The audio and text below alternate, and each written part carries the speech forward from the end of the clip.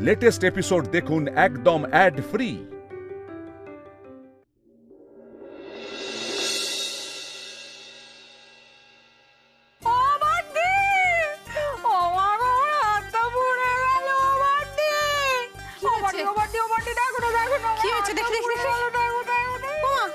এই জন্যই বলেছিলাম এত তামঝাম করতে যাস না, আমার কথা শুনিস না।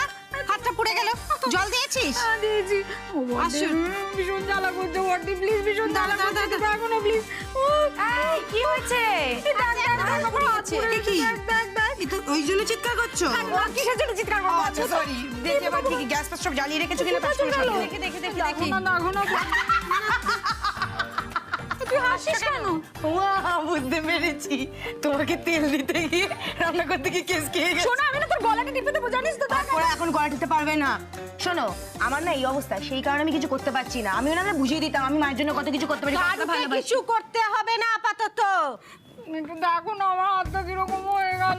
আরে বাবা রে বাবা, এই একদম আমার দাগ হয়ে যাবে, তুই দেখ কি হবে এরপর আমার এই জায়গাটা। দিয়ে একটু পেস্টটা নিয়ে আয় তো। কেন, কার কিছু পুড়েছে নাকি?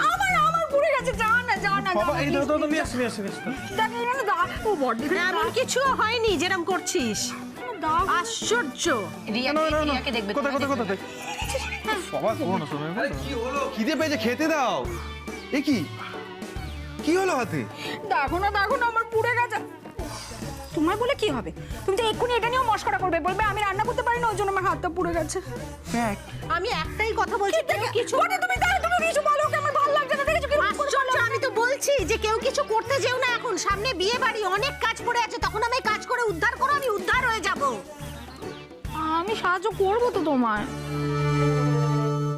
তাই না মা, আমি করবো। আমি না মা, তোমাকে কোনো কাজ করতে হবে না। তোমার ছোট কাকির আজকে দেখছি সকাল থেকে প্রচুর কাজ করার ধুম জেগেছে। হ্যাঁ, ওই ধুমেই হাতটা পুড়িয়েছি। তুমি দেখো বাজু, আমার পেছনে লাগছে, আমার ভালো পেছনে লাগিয়েছে কেন? দেখ ও তো কিছু না ও কিছু কাজ তো করে বল। মেজো যখন অসুস্থ থাকে ও অনেক কাজই করে। এই যে মেজো এখন অসুস্থ, ও তো টুকটুক করে কাজ করছে।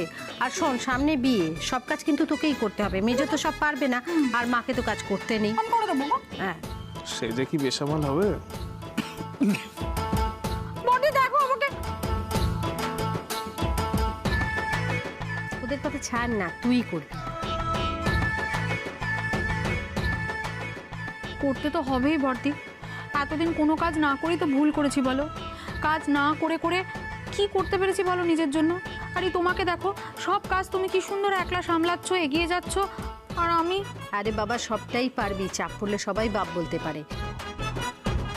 এই গোষ্ঠীর চাপ যখন তোমার ঘাড়ের উপর পড়বে না, তখন তুমি এমনিই সব শিখে যাবে। হ্যাঁ, ঘুরে নাও, যতদিন গায়ে হাওয়া লাগিয়ে ঘুরে বেড়ানো যায় ঘুরে নাও। মণিমা, তুমি তো পুরো সোশ্যাল মিডিয়াতে সুপারস্টার হয়ে গেছো। তোমার একটা পেজ আছে, আর ভিডিওটা যা ভাইরাল হয়েছে। এই কত ভিউ দেখি ঘোরা না। দেখি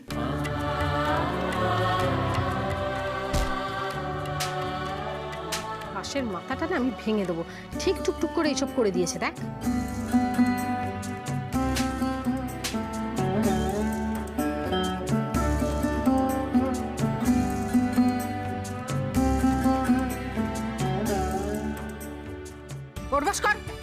কর এই কর। চল শুরু কর। 1 আর আমি গায়ে হাওয়া লাগিয়ে ঘুরে বেড়াচ্ছি না বাবা, আমি ওই করি। আর আমার এই সুপারস্টার জায়ের মাথায় মেরে অন্যেরা সবকিছু বাগিয়ে নিক। আরে বাবা, তুমি কেন বুঝতে পারছো না? বন্টিরও বাড়িতে মনটা টিকছে না, ওই জন্য এইসব করে বেড়াচ্ছে। না গো মা, হ্যাঁ সেটা খুব ভালো করেছে, এটা দরকার ছিল, প্রচারে সুবিধা হবে। এই লাটু শোন না, বলছি তুই আমাকে এই লিঙ্কটা আমাকে ফরওয়ার্ড করে দে না। আর হ্যাঁ, আমি আর টিয়া মিলে এই ভিডিওটাকে শেয়ার করে প্রচুর লাইক বাড়িয়ে দেবো। একদম।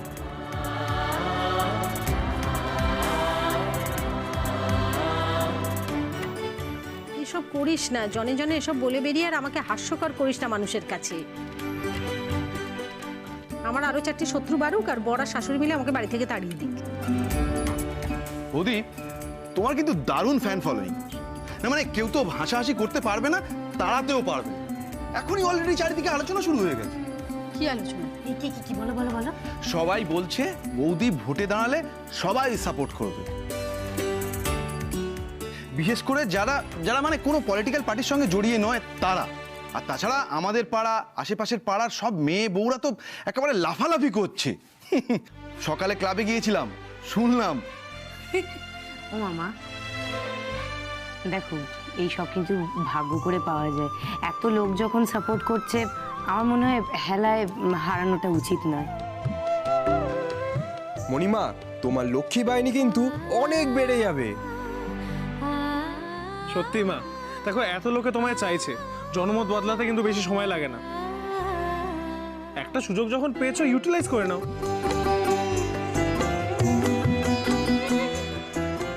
হ্যাঁ বড়দি, আমাদেরও তো প্রচুর লাভ হবে। মানে এই ছেলে মেয়েদের স্কুলে টুলে দিতে কোনো অসুবিধা হবে না। ওসব নিয়ে আমি ভাবি না। আমার বাড়ির ছেলে মেয়েদের নিয়ে আমি ভাবছি না। তারা দুষ্টু হতে পারে, অসভ্য বা অযোগ্য না। আমার বাড়ির লোকজন নিয়ে আমার কোনো চিন্তা নেই। তবে সত্যিই কি সবাই ভালোর জন্য চাইছে, নাকি নিজের আখের গোছাবে বলে সবাই ভাবছে? আমি যদি ভোটে জিতেও যাই, আমি একা তো সবকিছু করতে পারবো না, 5 জনের সাহায্য লাগবে। সেই সহায়তা তুমি পাবে মা, আমরাও তো আছি। আর হ্যাঁ মণিমা, তুমি কাউন্সিলর হলে হেভি হবে। তুমি একবার পরে পারলে কমেন্টসগুলো পড়ে দেখো ভিডিওর নিচে। সবাই লিখেছে, এই দেখো তোমাকে আমি শোনাচ্ছি। লিখেছে, আমরা লক্ষ্মী দাসকেই চাই। তারপর এটা বল, এটা বল। হ্যাঁ, উচিত শাস্তি হয়েছে ওদের। তারপরে তোমাকেই চাই। দেখেছো? বাবা, আমার তো চাহিদা আমি ভাবতেই পারছি না।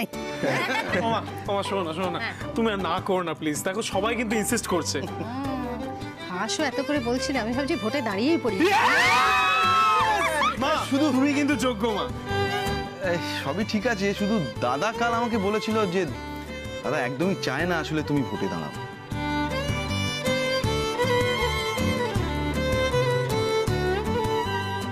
সেটাই তো আমাকে আটকাচ্ছে। আমি তো বুঝতে পারছি যে আঙ্কেল চাইছেন আমি ভোটে দাঁড়াই। না, আসলে বাবা তো খুব শান্তিপ্রিয় মানুষ একজন, সেই কারণে হয়তো চাইছে না। না আসলে মানে দাদা ভয় পাচ্ছে, কারণ তুমি জিতলে অন্যান্য পলিটিক্যাল পার্টির নেতারা তোমার পিছনে লাগবে, তোমার ক্ষতি করতে পারে। আসলে ওদের তো অনেক গুন্ডা বাহিনী রয়েছে, আমাদের তো সেসব নেই।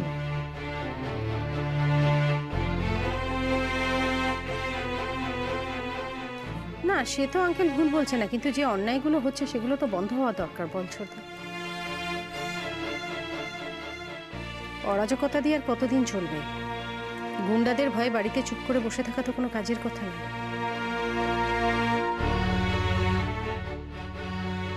দেখ, আমি যদি কাউন্সিলর হব মনে করি, তাহলে হয়েই ছাড়বো। সে আঙ্কেলকে আমি ঠিক রাজি করিয়ে নেবো। সত্যি বলছো মা? তোর বাবাকে আমি ঠিক রাজি করিয়ে নেবো।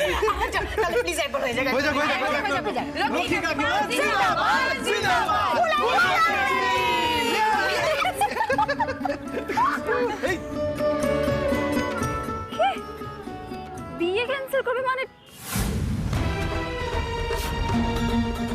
কি বলছিস নাকি তুই? তোর মাথা ঠিক আছে? রিয়া, আমাকে বল কি হয়েছে, কেন বলছিস এই কথাগুলো? লক্ষ্মীদি বকেছে? কিছু বলেছে লক্ষ্মীদি তোকে? না ছোট বৌদি, আমি নিজে থেকেই বলছি, আমার আর দীপ্তর মধ্যে অনেক অমিল। দেখো ছোট বৌদি, আমাদের বিয়ে হলে অনেক অ্যাডজাস্টমেন্ট করতে হবে। তারপরে যদি একে অপরের সাথে না মানিয়ে নিতে পারি। দেখো ছোট বৌদি, আমি খুবই মধ্যবিত্ত পরিবারে বড় হয়েছি। আমার হাব ভাব চাল চলন সবকিছুই খুব মিডল ক্লাস।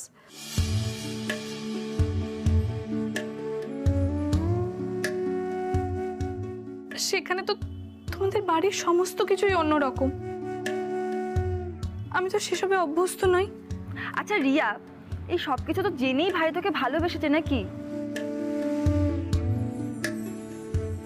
তোরা তো একে অপরকে চিনিস, জানিস, কেন এই কথাগুলো ভাবছিস তাহলে? কেন ভয় পাচ্ছিস? দেখো ছোট বৌদি, দীপ্ত আর আমি একসাথে ঘন্টা 2-এর বেশি সময় কখনো কাটাইনি।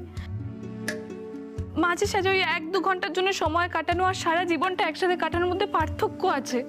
আচ্ছা রিয়া, যারা একসাথে থাকে, যারা বিয়ে করে সংসার করে একসাথে, তারা সবসময় একরকম হয়? তাদের মধ্যে সব মিল থাকে? আচ্ছা তুই আমাকে বল, এই যে আমি আর তোর দাদা ভাই, আমরা যে দুজনে একসাথে আছি, আমাদের দুজনের মধ্যে কোনো মিল আছে?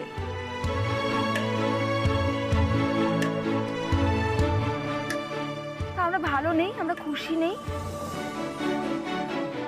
কেন হঠাৎ তোর এই মাথায় বোকা বোকা কথাগুলো আসছে আমি সত্যি বুঝতে পারছি না রিয়া।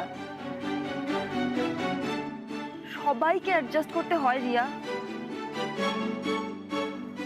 এটা এই রুলটার বাইরে কেউ নয়। ছোট বৌদি আমি যদি না পারি তাহলে তো সেই সবাই মা বাবার নামে খারাপ কথা বলবে, সেটা তো আমি কখনোই চাই না ছোট বৌদি। আর আমি দীপ্তকেও অসুখী করতে চাই না, কিন্তু ছোট বৌদি রিয়া তুই কিন্তু এবার ওভার থিঙ্ক করছিস। হ্যাঁ ছোট বৌদি, আমার শুধু মনে হচ্ছে এই সম্পর্কটা বিয়েতে পরিণত হলে সবকিছু নষ্ট হয়ে যাবে। আমার আর দীপ্তর বন্ধুত্ব নষ্ট হয়ে যাবে, মার সাথে তোমাদের বাড়ির শত্রুতা বাড়বে। ছোট বৌদি প্লিজ ছেড়ে দাও, এই বিয়েটা আমি করতে পারবো না। ছোট বৌদি দীপ্ত খুব ভালো ছেলে, আমি চাই না ও কষ্ট পাক। এক্স্যাক্টলি, ভাই খুব ভালো ছেলে, একবার ওর উপর ভরসা করে দেখ। আচ্ছা ঠিক আছে, ধরলাম তুই ধর বিয়ের পরে এই বাড়িতে এসে অ্যাডজাস্ট করতে পারলি না, ঠিক আছে ধরলাম, আলাদা থাকবি। রিয়া এটা কোনো বিশাল বড় ব্যাপার নয়। ছোট বৌদি আমরা তো এখনো নিজেদের পায়ে দাঁড়াইনি। আজ দাঁড়াসনি, কাল দাঁড়াবি। এত চিন্তা করিস না রিয়া, আমরা সবাই আছি তোর পাশে। কিন্তু আমার কথাটা শোন, ভালোবাসিস তো দীপ্তকে? হ্যাঁ খুব। তোকে ছাড়া পারবি থাকতে? দেখো ছোট বৌদি কষ্ট হবে, কিন্তু ভাইও তোকে ছাড়া থাকতে পারবে না রিয়া। তুই দীপ্তর ভালো থাকার কথা বলছিলি না? ও যদি ভালো থাকে সেটা একমাত্র তোর সাথেই ভালো থাকবে। রিয়া বিশ্বাস কর, ভালোবাসলে সব সহজ হয়ে যায়, শুধু লড়াইটা লড়ে যেতে হয় ব্যাস।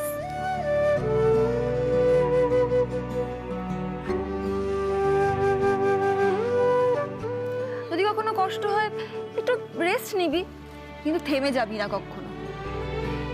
আমরা সবাই তোর পাশে আছি।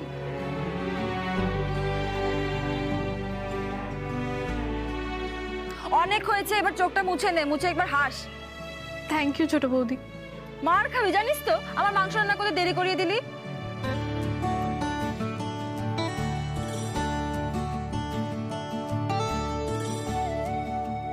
আচ্ছা শোন, যেটা ইম্পর্টেন্ট কথা সেটা হচ্ছে আমরা এর মধ্যে একদিন শপিং করতে বেরোবো, তোকে নিয়ে যাব, ঠিক আছে? যেদিন ফাঁকা থাকবি আমাকে জানাবি, কেমন?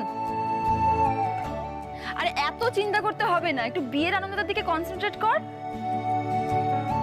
বড় হলে এসব ভাবার অনেক সময় পাবি, বুঝেছিস? রাখ এবার, টাটা।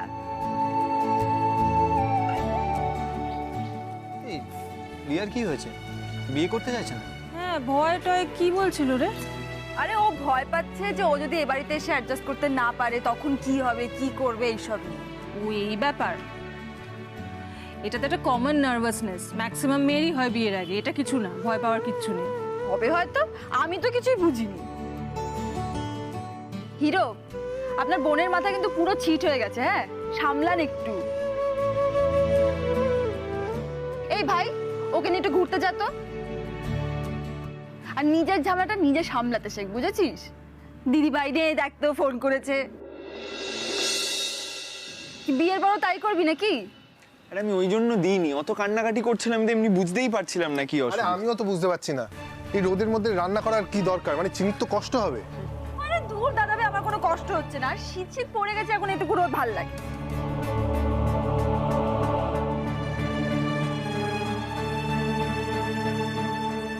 কড়াইটা চাপান এবার। হ্যাঁ চাপাচ্ছি চাপাচ্ছি।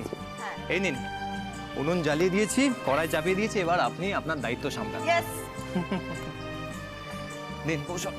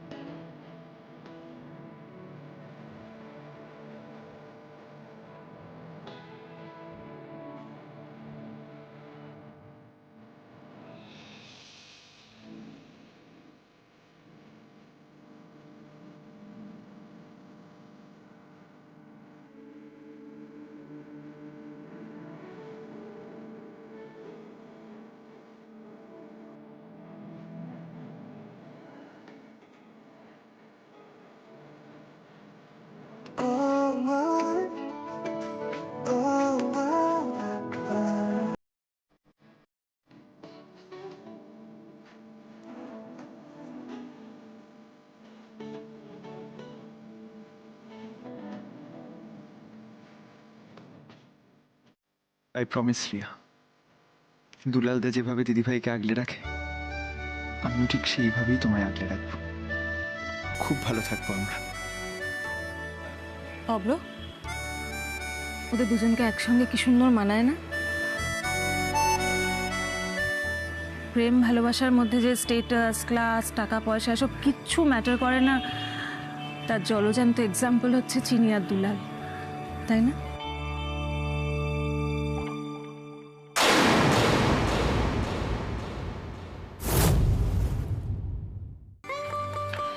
এই কি রে দিদিভাই, তুই খাবি না? আরে বৌমনি কোথায় গেল? বৌমনি একটু ব্যস্ত আছে, বৌমনির কাজ শেষ হলে একবারে খেতে বসবো। এই তোরা খেলি, আমাকে রিভিউ দিলি না তো?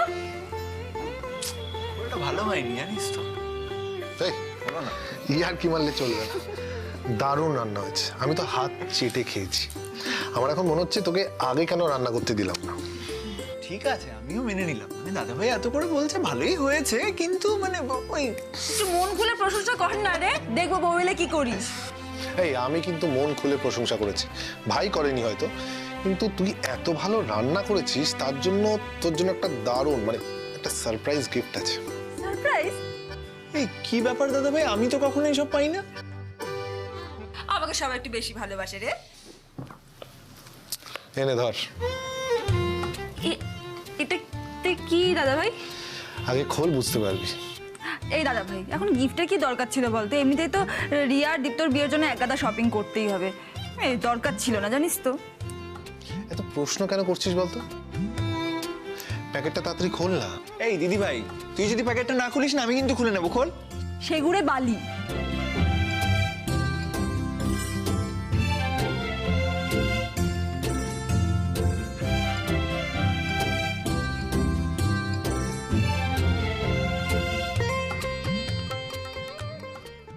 কিরে, পছন্দ? এটা এটা তোর গাড়ি। আমার মানে? সামনেই দীপ্তর বিয়ে, তার মধ্যে ওই বাড়িতে রিয়ার বিয়ে, তুই বুঝতেই পারছিস দুটো বাড়ি তোকে সামলাতে হবে। এই জন্যই তোকে এই গাড়িটা দেওয়া, যখন ইচ্ছে এই বাড়ি থেকে ওই বাড়ি চলে যাবি, তোর কাছেই থাকবে, মন খুলে গাড়ি চালা। দাদা ভাই এটা কিন্তু এক্সট্রা। দেখ এই বাড়িতে তো অনেকগুলো গাড়ি রয়েছে, আর ওই বাড়িতেও তো একটা গাড়ি কেনা হলো। আরে দেখ, আস্তে আস্তে তো আমাদের ব্যবসা বাড়ছে, এরপরে দেখবি আরো অনেক গাড়ি হবে, তুই এত চিন্তা করিস না তো। আর তোর দাদা তার বোনকে একটা গাড়ি দিতে পারে না, এটাই আমার গিফট। আচ্ছা ঠিক আছে, যাই হোক, কিন্তু আমি কিন্তু ফার্স্টে চালাবো। হ্যাঁ, এই অবজেকশন। দেখ, চিনি ছোটবেলা থেকেই গাড়ি চালাতে চাইতো, সেই জন্য বাবা গাড়ির চাবি লুকিয়ে রাখতো, ও যাতে চালাতে না পারে। এখন ও একটা গাড়ি পেয়েছে ওর নিজের, ওই সবার আগে চাল। থ্যাংক ইউ দাদা ভাই। ওয়েলকাম।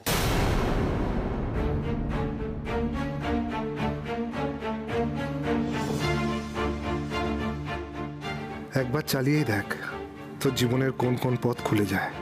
ইন্স্যুরেন্সের টাকাটা আমায় পেতেই হবে, তার জন্য চাই একটা নিখুঁত অ্যাক্সিডেন্ট, কেউ কোনো প্রশ্ন তুলতেই পারবে না।